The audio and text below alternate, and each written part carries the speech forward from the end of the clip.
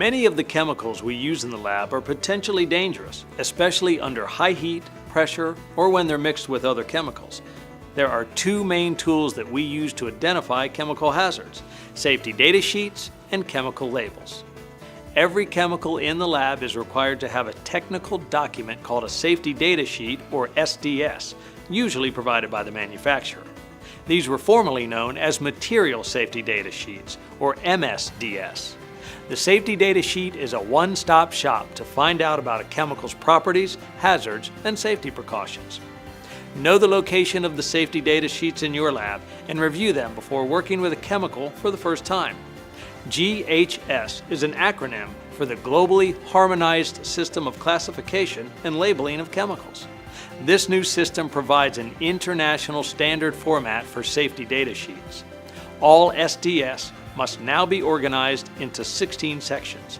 Section 1, Identification. Here you'll find the chemical's name, description, and the manufacturer's contact information. 2, Hazard Identification. This section lists signal words, warnings, and safety symbols. 3, Composition, a list of ingredients. 4, First aid measures. What's the required treatment for a person who's been exposed? 5, Firefighting measures. 6, Accidental release measures. These are instructions for containment and cleanup of spills or leaks. 7, Handling and storage requirements. 8, Exposure controls and personal protection. This describes OSHA's exposure limits and recommendations for PPE. 9, Physical and chemical properties, such as appearance, odor, pH, flash point, solubility, and evaporation rate. 10, Stability and reactivity.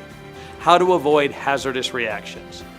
11, Toxicological information.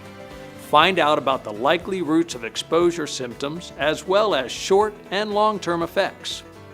Sections 12 through 16 aren't mandatory, but you should at least be familiar with them. Ecological, disposal, transport, and regulatory considerations.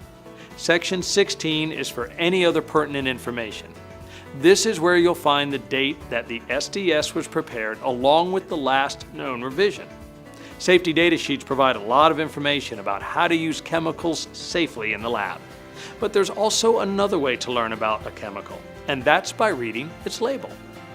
The new GHS format requires each chemical in the lab to be labeled with the product name, a signal word such as danger or caution, physical, health and environmental hazard statements, precautionary statements, pictograms, first aid instructions, and the supplier's contact information.